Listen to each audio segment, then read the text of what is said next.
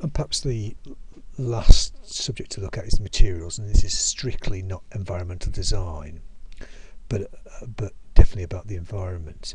And here we need to think about the life cycle of the material in terms of its extraction, its processing, its transportation and its disposal, and how appropriate that material is within the actual construction industry. Different materials have different embodied energy. Concrete, for instance, the making of cement accounts for 5% of the carbon dioxide emitted into the atmosphere, and the actual making of concrete adds another 5% to that. So it's actually sort of quite a CO2 intensive material. Timber, in comparison, is actually a CO2 intensive material. It's actually a CO2 store. But we need to think about what materials we use and the appropriateness of materials, and how we might actually sort of use them in the future, so we can actually sort of use